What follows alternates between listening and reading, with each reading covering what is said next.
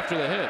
Now 3 receivers to the left side, and they're going deep to a wide open receiver. Kenny Stills and double tight end. DeMarco. No, he did not get in. It was 49. They fake it. They want to go. And the pass is incomplete, intended for James Hanna, right in his hand. 6 right hash mark. Swings it left. Wow. You know what's funny about life? Sometimes fiction can imitate fact, okay?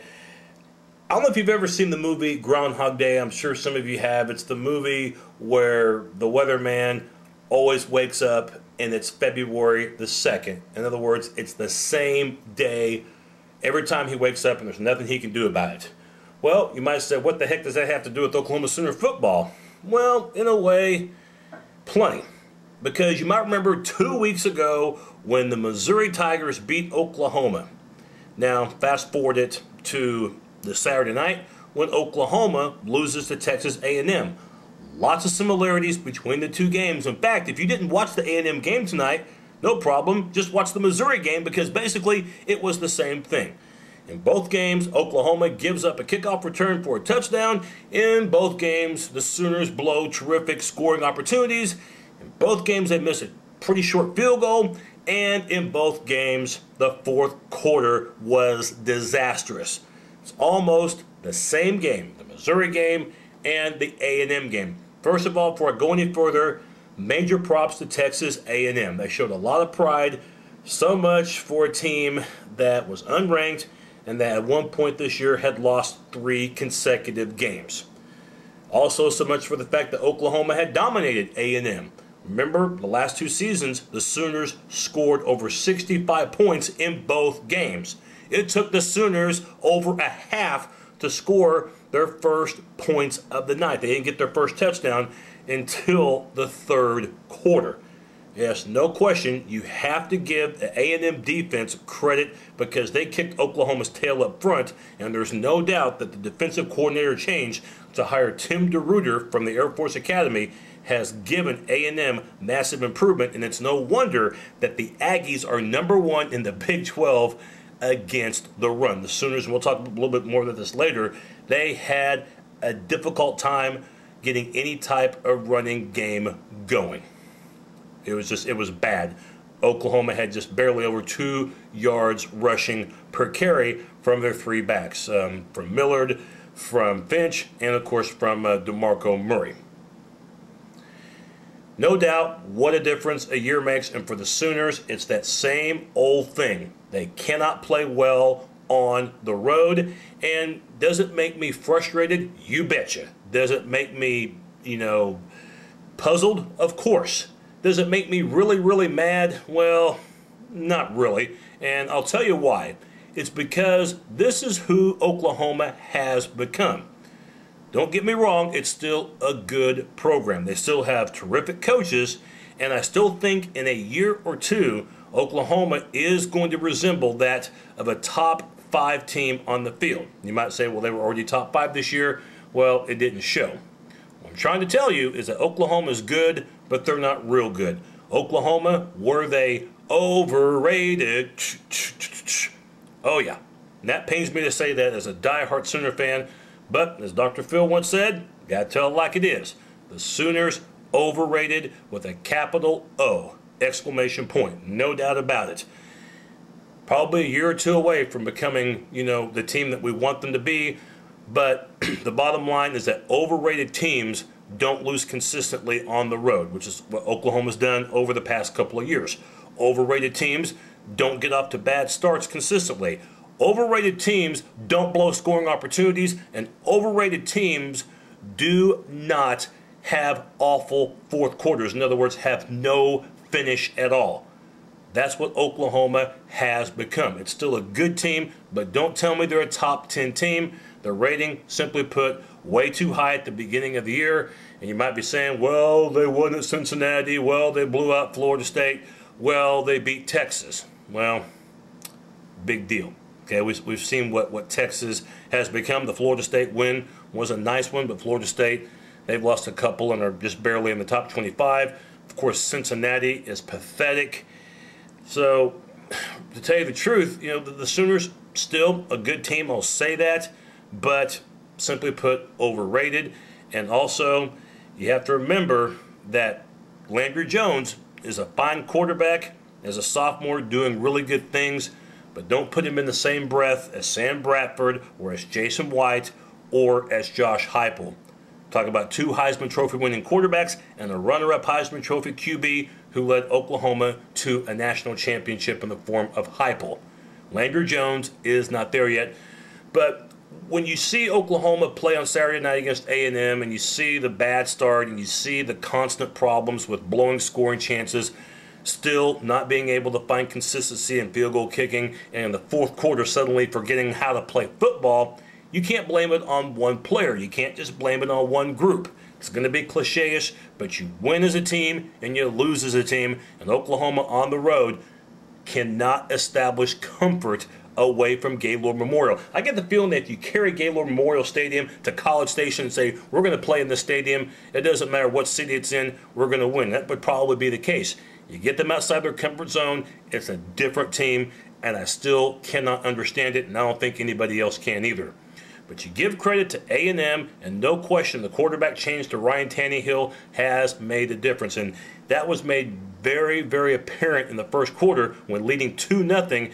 A&M very early on their first offensive drive pop off a 50-yard run. Ryan Tannehill all of a sudden looks like Vince Young with that big, big run, and then A&M would later score 9-0 just 3 minutes into the game. And then the Sooner defense after that, I thought, played very well until they hit the fourth quarter. In the meantime, as we showed you at the beginning of our show, the missed opportunities, it wasn't just on 4th and 1 where OU came up empty-handed both times, but they actually had it 3rd and goal from the 1. You can't pick up 8-yard back-to-back plays on different drives. Yes, there is something wrong. A&M's defensive front kicked OU's tail. Their offensive line made it easy for Cyrus Gray to pick up over 100 yards. This game was won by A&M by and large because of the battle on the interiors, offensively and defensively, make no mistake about it.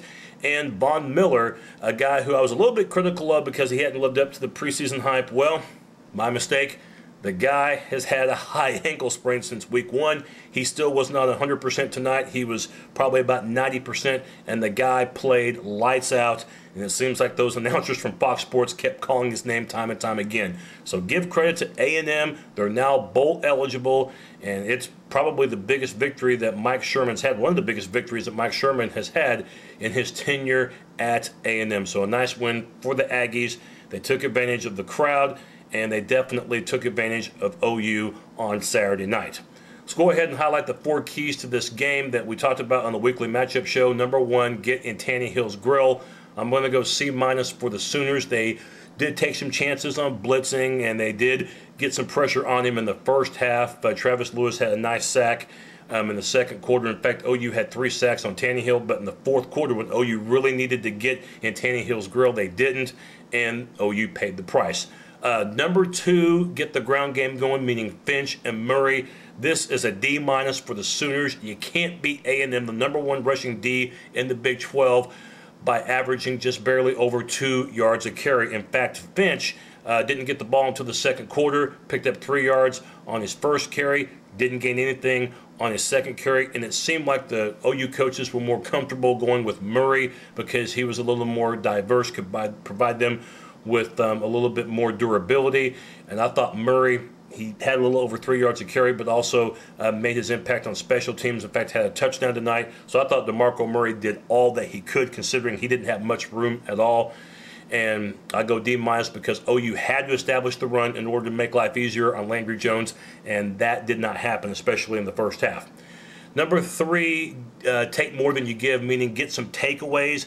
We're going to go I for incomplete. OU did get a couple of takeaways. They gave the ball up once. We go I for incomplete because Oklahoma, simply put, did not take advantage of the takeaways.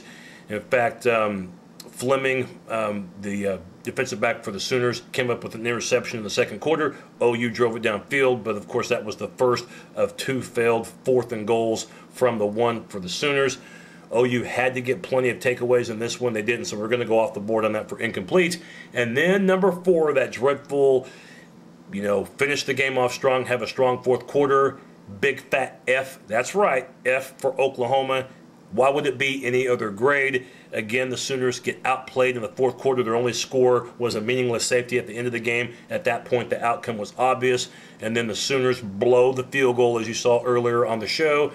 Following drive, Cyrus Gray, mentioned he had over 120 yards for the Sooners, scores a touchdown to make it at that point a 2-score lead for the Aggies. And then the backbreaker, Tannehill, hitting Ryan Swope after Oklahoma blew a big-time secondary assignment. And at that point, that was basically the straw that broke the camel's back, or however that saying goes. But at that point, OU's defensive back was broken, 33-17. The final score would end up being 33-19. So if you're an Oklahoma State fan, you might as well go ahead and buy your tickets for the Big 12 championship game in Arlington right now, because I know Nebraska, they're buying theirs after Missouri lost to Texas Tech, much to my surprise and most people's surprises on Saturday night. Nebraska was probably already going to the Big 12 championship game anyway, but they already have the tiebreaker over Missouri, and now they have a full game, basically a 2-game lead over the Tigers in the Big 12 North. We know that Nebraska is going to be there, and although Oklahoma State has not clinched anything, but it would lead you to believe after their rout over Baylor on Saturday afternoon, in which they just kicked Baylor's butt on both sides of the ball. Big win for Mike Gundy and the Pokes. That would lead you to believe that Oklahoma State is in the driver's seat for the Big 12 South. And I don't see any way right now that Oklahoma is going to win that game, barring something completely out of my comprehension. I don't see Oklahoma going into Stillwater 2 days after Thanksgiving and beating the Cowboys. Not if Oklahoma can't go into A&M and win. I don't see how they can beat an Oklahoma State team that's even better offensively than the Aggies. Again, give credit to Texas A&M. They came in a little bit more prepared to play. They got off to a good start, and then that kickoff return for a touchdown to start the 3rd quarter, devastating against the Sooners. And then some other Big 12 games. We mentioned Texas Tech and their upset over Mizzou. How about the Colorado Buffaloes blowing a 28-point lead in the 4th quarter? They lose 45-17. They were up 45-17 and ended up losing 52-45 after giving up 35 4th-quarter points to Kansas. Nice win for Turner Gill and the Jayhawks.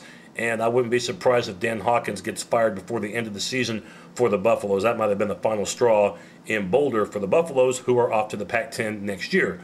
Nebraska surviving against Iowa State. Give the Cyclones credit for giving Nebraska all they could want. It went to overtime. Iowa State down by 1, went for 2. It didn't pan out, but Paul Rhodes, you got guts, and I give you credit, even though your team got beat by Nebraska, who survives the scare. And simply put, as far as the Texas Longhorns go, they have simply just flat out laid down and quit. The guys who wear burnt orange and white might as well have been waving white flags today. At one point down 39-0 to a mediocre Kansas State squad. They end up losing 39-13 to Texas. They have to win 2 of their last 3 games just to get to bowl eligibility. And it wouldn't surprise me at all if you're going to be able to find terrific house deals in Austin, Texas, because several of those assistant coaches for Texas are going to have to sell their houses after Matt Brown gives them the pink slip and fires them. 4-5 for Texas. Boy, oh boy, you thought last week was bad after losing to Baylor. You've seen nothing yet as far as talk radio on their radio stations in Central Texas for the Longhorns. By the way, Oklahoma State plays at UT next week. As far as Oklahoma goes, they'll try to bounce back. One more home game to go. It's against Texas Tech. Can't take anything for granted against the Red Raiders, who upset Mizzou, a team that OU couldn't beat 2 weeks ago. OU and Texas Tech will play on ABC at either 2:30 or 7. That kickoff time has not been made official just yet. But I give credit to A&M for beating OU 33-19, thus dropping OU to 7-2 overall. And now, in first place in the Big 12 South is the Oklahoma State Cowboys. I know, hard to believe. Boomer Sooner. The freshman